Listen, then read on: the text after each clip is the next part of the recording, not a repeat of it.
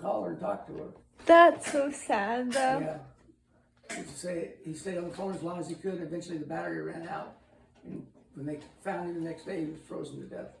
Yeah. Yeah, it's sad. What year was that? You mean with that Chevrolet? I got it. I don't know what year it was, honey. It was a long time ago. Yeah. How's your they fix your meds though?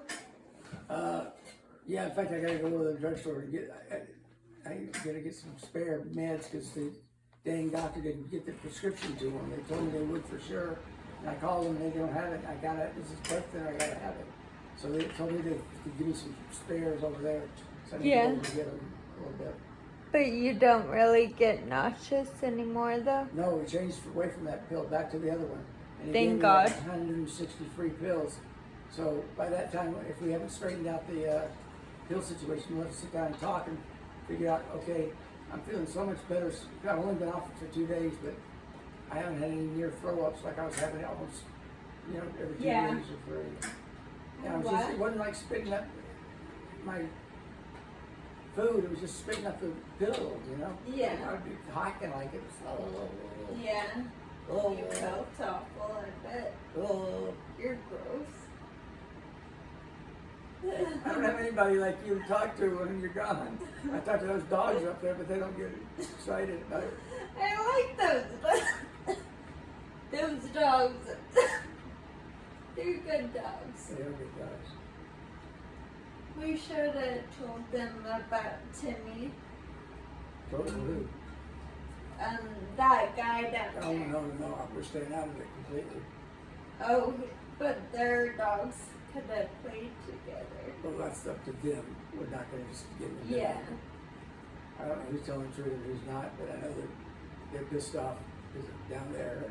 Oh, really? Yeah. They're mad at him? They said he took it took it away from him. Oh, I didn't realize it was the staff. No, yeah, it was one of the staff people. But what they said was he took the dog under the pretense that he was going to give it back as soon as they found somebody. And his side of it is they were going to, if they couldn't find somebody, they were going to give it to the vet, the pound, so I just took it. And the thing is, they were saying that Isla, the girl that has Timmy, had already expressed to him that she wanted to keep the other dog. Yeah. Because the dog, Timmy, wasn't on the scene yet when this happened. It was just, the dog, we only had the dog about 2 weeks. So so he's keeping Abby, Yeah. and she got another dog, Timmy. Yeah. And so I don't know if it's hurt feelings or what, but I'm staying out of it. I'm not going to make any information to either one of them. Yeah. That's smart. Yeah. He's kind of rowdy, kind of almost like a hippie protester back in the day, because he's already sent a letter to everybody saying that this place is not a safe place to live, and this is changes. He did? Yeah. These are the changes that need to be made. He said that at night somebody should be coming around at least once an hour with a big strobe light and shine it from their car as they do it. And he's not wrong. It's just that he's kind of aggressive and kind of offensive in his approach. And it said then what else? Put fake cameras. You get these that look like they're really cameras or for security, and they're fake. And the people said that the person that runs the place here said that's not going to help, and they know what fake ones look like, and he doesn't agree. So then, But anyone could just walk in here, and walk to the resident area. Well, that's the thing. It's easy to get in. If you get past this first door, you're in. And he was right. He said this is not a safe place. We've had a lot of cars stolen from here. It's dark. I don't go out. You have those people living out there. Yeah, that's something different now. We found out that they're actually an employee that's doing it, like one of the maids or something. So they'd given them permission, but they didn't tell us anybody, so we found it out. And so he's a New Yorker. He's kind of aggressive. And then he sent another one out about saying that these things that we need to sue them before. Like he said that they're letting dogs poop on the sidewalks and not pick it up, and that's true. Yeah. They are doing that. You know, they're just trying to let things go. And then he had a third thing that needed to be corrected. It wasn't that he was wrong on every three. It's just that you can't hit people with 10 punches at one time and expect them to be okay with it. You know, it's this, okay, now you fix this, now you fix this. Because there is some things that need to be done. And he agreed, I agree with him, the food is terrible. Yeah. So he quit eating in here, he's just cooking every day. But he's also deducting $300 from his paycheck to the place there. Did he? Yeah, you can't do that. You can't decide, okay, I just changed my mind, I'm gonna stay, but I'm not eating it, I'm taking out $300. You can't do it. Is he in trouble now? He'll probably get evicted. Yeah. Usually you have a couple of months of not paying before they jump on you, but he's already stated that he's not going to bring any money in. He's not going to, go eating there. When he first came here, like I was just coming in, it was pretty crowded, and I seen him and he was new. I said, "Mind if I sit with you?" He goes, "I'm sorry, my family's coming," which was a lie. Nobody ever came. He didn't want to sit with anybody. So I thought, well, I'm going to avoid him, but I've gotten to know him. He likes me because he's seen there was a little fat dog that was loose, and I went and caught it and brought it back to the office. And he said, "I really approve of that because I'm a dog lover." And he said, "You went out of your way to save that little dog." And I said, "Yeah, I did." But I like the dogs too. He said, "Well, I like dogs better than I do people." Yeah. And I said, "I can't say that, but I knew he'd like you because you like dogs and you're a fighter." His dog was really cute I though. told you it was. Remember I told you it's one of the cutest. It's just as cute as Oliver. But I quit going to Oliver because I want his owner to forget I even exist. Because she's dangerous, I think. I can see her taking a knife and stabbing somebody. I don't think she has access to a gun. Why isn't she on the other side? Because if they don't want to do it, they disagree with it. It's a long process. You should know that. You're a social worker. You just can't tell somebody. I wasn't sure if like she had family or something that Well, she's got a daughter, but I don't know and supposedly back in January of last year, she did. She saw me and she asked me if I'd take Oliver full time. Yeah. And I said no. I said let me think about it, and then I told her no, I can't because I don't have a back door to let her out. I don't have a yard to take her to the bathroom. You wanted Oliver for a while though. I did, but I didn't. Once I thought about it, I knew I couldn't take care of it because I'm not here all the time. I go places, and I'd have to lock the dog up in the kitchen all the time, and that's not fair to the dog. He needs to have peed all over. He needs to have a yard. Yeah. And he needs to have. Talking about Oliver, and needs to have a place where people are there. Now, see, the people here would be perfect if it wasn't her. If it was one of the more able people. There's people here that are in pretty good shape. They can handle a dog, but if you've got a dog in a room like this, you got to take it out, I think, 4 or 5 times a day. Yeah. And I don't want to do that. Yeah. So I walk Dixie about 4 times a day. Yeah, and you don't mind doing that. So I don't want to do it. And if I don't want to do it, I'm probably going to get lazy and not do it as much as I should. Like if I think, sometimes at 10 o'clock at night, it's like, God, I haven't taken my pills yet. And I'm always supposed to eat something first, and I'm tired, I'm not hungry, so I just don't take the pills that night. Yeah. And I know that's not what I'm supposed to be doing, but the reality is sometimes I'm tired. Not good. I know. You want some to drink, honey? No, I'm good. I have water. Drink it up. Thank you, though. Are you thirsty? Not right now. I drank some cranberry juice right before you came home. You drink cranberry juice? That was great. You want to taste a little bit of it? No. It's really sweet. It's really good. That stuff's nasty. You haven't tasted this stuff. This is really good. Let me pour you a little bit. I don't want Mojito. Thank you. Mojito. I'm okay. Senorita, would the senorita like to have a little cranberry juice? Is your UTI all healed up, though? My UTI. Yeah. You had a UTI a while Oh, ago? yeah. It's healed up, yes. Good. Yeah, I forgot about it, actually, because it was gone pretty quickly. Oh, good. Yeah. Those things. Does he need like a poquito cranberry juice? You're a weirdo. Oh, Tell me a story. Senorita. Tell me a story. Well, all I want is a party dog to be with me when I'm feeling low. Tell me a real story. Okay, well, Molly was a girl. And someday she had A a good... real story. You know all my stories. Well, when I just got message that Granddaddy had a heart attack back in Texas. He was visiting Uncle Mike and he had a heart attack, so he had to go into the hospital. So we all had to get back there in a hurry. So John and Mike, John and Tom, this poor Tom was crazy, Yeah. scheduled a plane ride over there, and I didn't want to drive the plane, so I said, I'll just take the bus. Yeah.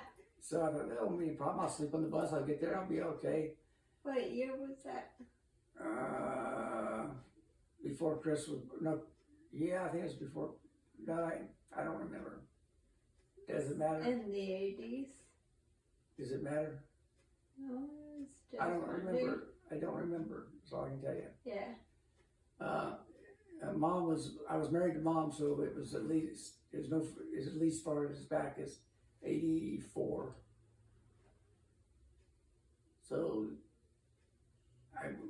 John took me to the station. I think it was John didn't drop me off, and I walked in, and the bus was totally full. It looked like, and all of them, but one or two were black, and they had bags, for their clothes, like garbage bags.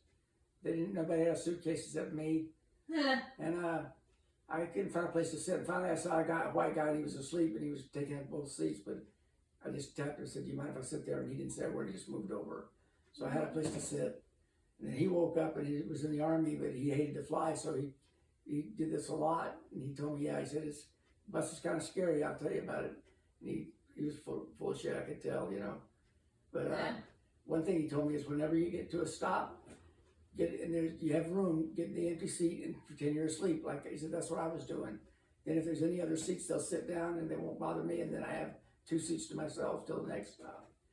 So I did that and it worked for about 3 stops. And I got on, a guy got on, he must have weighed 300 pounds and he was stunk, body odor, fat.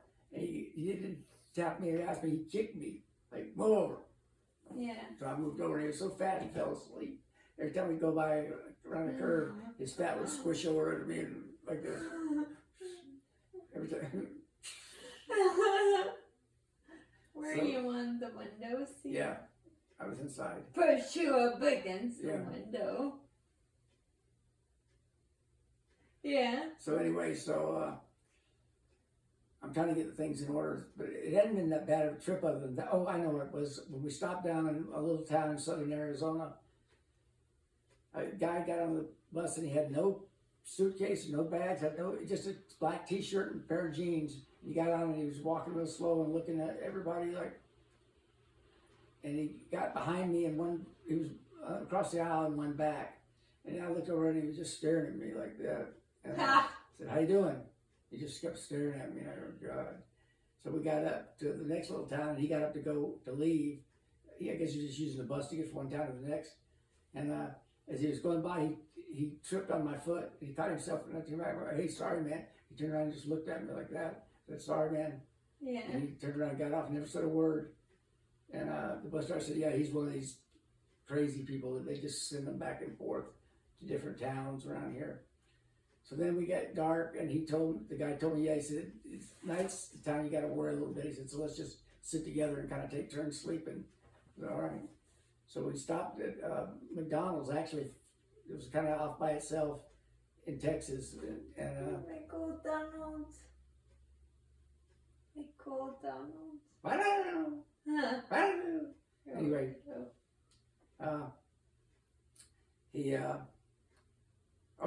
we're getting back on there was a lady on the bus that was blind. She was fat as a pig. Most of them were fat. And this one was almost blind, and she got off and she started going the wrong way and not out to McDonald's, but out into the desert going, and she's yelling, "Where's the food line? Where's the food line?" So nobody was going to help her. So I got off and I saw it and I said, "Ma'am, you're going the wrong way." And I showed her the way. And then we got on the bus and she couldn't get on the bus because she was so fat, So and nobody was helping her. So me and the soldier, we got on with the bus driver and we pushed her up. Yeah. And it turned out that because she'd been so far behind, and not kept up with everybody that she hadn't had time to go to the bathroom. So we're sitting there driving in the dark. I was there, caramba! Hey man, somebody shit her pants. And I said, gee. So I said, we heard from all the different people. We heard from the whites, hey man, who shit their pants? The blacks, shit. The Hispanics, caramba! And I said, what happened? He goes, she opened the door because she's too fat to get in the bus bathroom, took off her panties and threw them in there in the bathroom. And oh my God. So then there was a Mexican guy with his wife up to her front. They didn't understand English, so they didn't know what was going on. Well, so he took her back to go to the bathroom, and she got in, locked the door, started to sit down. Saw that crap all over the place. And they couldn't get her out. She didn't know how to work the latch. And the guy, her husband was going, caramba, you know, terrible, terrible. And the bus driver kept saying, get away from that door. And he was trying to keep the door in so his wife could get out. And the bus driver was going, get away from that door. Leave that door alone. I said, and I was up front, and I said, don't you have a key? He says, no, I don't have a key on me. We have one in Amarillo. You're shitting me. You're 200 miles without a key? I'm sure other people had. I thought, that's your fault, the guy. She had to go, and she couldn't get out, you know? Yeah. So he was going, God, this is a full moon. He goes, everybody, I've never seen so many crazies. So we're out in the middle of the desert, and all of a sudden the guy behind me goes, get your feet out for kicking me in the butt. And it was an old guy, about 90, and the guy behind him was just doing his feet like this, and he was kicking the seat, and he didn't realize he was feeling. He goes, quit kicking the seat, damn it. Bus driver says, hey, just settle down. He goes, pull over, I want out. He goes, sir, we're in the middle of nowhere. There's 50 miles of desert on either side. I don't care, stop and let me out. And he said, all right. He pulled over and he opened the door. I said, sir, you can't let him out. He'll die. And right then he goes, I don't care if he does. And then the highway patrolman pulled up and said, what's going on? And he told the highway patrolman, he said, sir, you get back in your seat and you sit down. And the bus driver, you're not letting you go. He said, sir, when you get into, where are you going? He goes, Florida. He goes, well, the next stop on this bus is Dallas, Texas, which is about 400 miles from Florida. So you need to get off the bus, go to this thing, get your money back, and get on a plane to fly to Florida, because you can't handle it in the car. So the guy did it, and the guy was going, geez, I've never had a night like this, you know, the driver was saying. So we got to the last stop before we got to Dallas, and that was, we went in for a quick restroom stop. Well, I'd heard about bus stations, restrooms, how dangerous they are. And I hadn't gone in there by myself once. I always wait till somebody else on the bus went in and followed them. This time I had to go real bad, and I was half asleep, so I walked in to the bathroom. I got up to the urinals that men use to go to the bathroom, and there's a little mirror over there. And I looked, and there was a black guy. He'd been hiding behind the door. Yeah. And he got up and he started walking toward me. I thought, oh, shoot. I didn't have any time to think, so I just went, ah, as loud as I could, and ran out of the place. He jumped back and ran out of the place. And I thought, oh, shit, you know. And he came out, and he was very well dressed, you know. I thought, he just walked on. I thought, you know, I overreacted. Because the way he was dressed, he's not a problem. So I sat there, and other people came in and got on the bus, and we drove off. I looked down, there was an alley there. The black guy was on the ground, and they were handcuffing him. Police thought, maybe I made the right move after all. Yeah. So my instincts told me, the Holy Ghost told me to don't just stand there and let him get on top of you. Yeah. So I only got to think, as quick thinking was, ah! You know, and that put the aggression on me towards him. He thought I was attacking him, and he jumped back. Yeah. And I used that to get out. So then I got to Dallas, and my three brothers were there waiting for me, and I walked up and I said, guys, before we go, I need to go turn this ticket in and get a flight ticket for the way home. Yeah. And they laughed. I thought that was so funny. And I did. I flew back, and it was fine. And I lived. Yeah, that was. Where you take a bus, though, a bus takes like No, it goes 3 days, and then plane is like 3 hours. It took 24 hours because we drove all night. I got there, I left on about 7 o'clock from Phoenix, and I got there about noon the next day. That was all in 24 hours? Yeah, pretty much. A little bit over. Insane. Yeah, it wasn't as hard to drive as you think. And then You must have been really afraid of flying.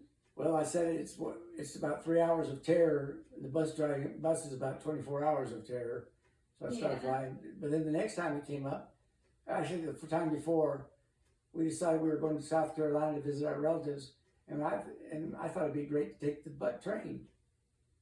I thought it'd But was that the first time you flew when you flew home? No. Oh. But I'd never flown except when I had to.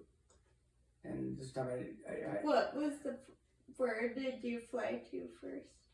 first time I ever flew, Yeah, what? I was stuck in LA, and I flew from LA to Phoenix Oh, over Thanksgiving.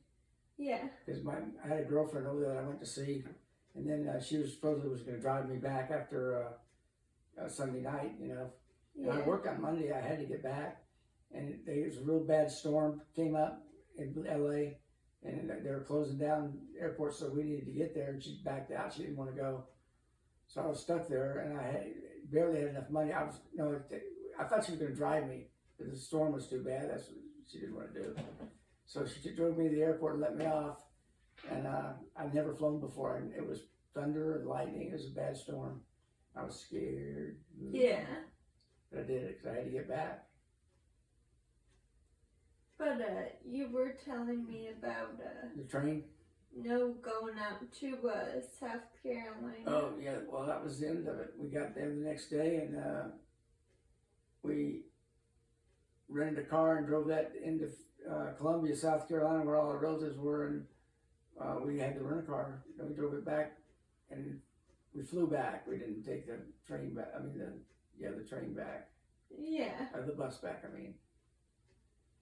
And before that, I think it was before that, we were going for Mike's, it was after that, we were going for Mike's wedding in Louisiana. And Mom and Dad and me and Bridget decided to take the train. We thought that'd be fun because you don't have to worry about, steering the car or car breaking down or getting in an accident. And they serve you food right there on the train.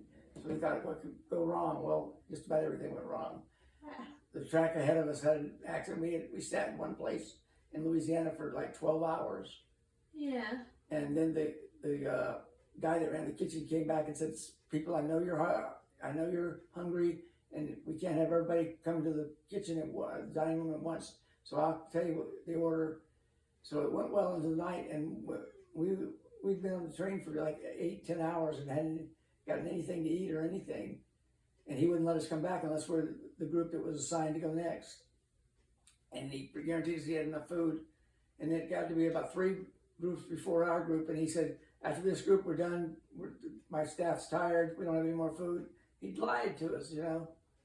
And fortunately for us, Grandmama had cooked some chicken and some brownies. That's all we had to eat. But she had a lot. I felt sorry for some of the people, but I wasn't going to give them any of my food. Yeah. And that was all that went wrong. Well, he came out and he said, my grandma jumped all over him. She said, "You lied to us. She told us you had food for us." And he let our group go back, I think, because Grandmama was so outspoken. And they only had 1 or 2 things we could order. And they weren't very good, I remember. And they had a big bucket with ice in it where they had the beers, just because they didn't have refrigeration for them. And like a bucket with ice water and the beers. And so I came up to the guy and I said, "Yeah, I'd like a Coors." He goes, "The Coors are all in the bottom of the can. I'm not going to dig down in the bottom of the can. You take it." I'm like, "Boy, can you believe the service?" You know, it wasn't that he couldn't do it, he just didn't want to. Can you imagine if you're at a restaurant and you order ice cream and they say, "We're not going to, it's in the back of the freezer, we're not going to go back there and get it," or something else. Yeah. So anyways, but it was because we had sat there and the train was not cool, it was hot. For all those hours, we flew back. So that's twice, I once on the train, once on the bus, and I wound up flying back both times. That's crazy. And I remember right when we went to Disneyland and traffic was so bad, I told you guys I'm not going to Disneyland or LA anymore. Yeah. And the next month I found out I had prostate cancer and I had to come over about twice a year for about 6 years. Why don't you fly out there anymore? Because we're done. You're seeing a different doctor now. Well, he said I'm to the point where I need to get some more treatment, and so it's, yeah, I'm seeing another guy now. And they're the ones that prescribed the radiation treatments that I had. And so far into the, what they're looking at, it's been good. And I'll probably have a checkup here in another month and see if it's still good. And I'll have to do that the rest of my life. Yeah. And that's my story, and I'm sticking to it. But I'm glad that treatment is, you know, it's worse so far. Yeah, so far, I'm not worried about it. Yeah. You talked to Uncle Mike or Uncle John? Uncle John, I think he's in Dallas with Ben and Heather. Oh, really? Right now, I think, and Uncle Mike's over there, so I think they're getting together and doing something. And so I haven't talked to either one of them for a few days now. Yeah. I hope they're having a good time, though. I'm sure they are. Yeah. Pert sure, anyway. You look tired. I'm all right. I'm just resting my eyes. Yeah. What time is cornhole? Oh shoot, what time is it? It's 12:30. I think it's 11 o'clock. Let me go look at the schedule. I'm glad you remembered that. Yeah. It seems like it's 12 o'clock or something like that. Yeah, it's 12. What time is it? 12 what? 12:30. Oh, I hope it's not 12, because if it's 12, I'm not in it. They usually call me and remind me. You're forgetful. No. A little bit. Bonito. Hey, hold this before I tear it up. Yeah. I just put this. Gotta get my nose over my toes, and then I can stand up like that kind. And you can mail that or fax it. Okay, let's see what time it is.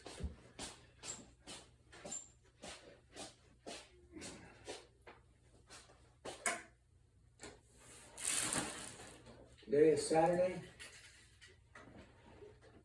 Yeah. The what? The The 8th. 20th? Well, it's 12:30, so we need to get moving because it's 12:35 right now. Okay. There's my keys.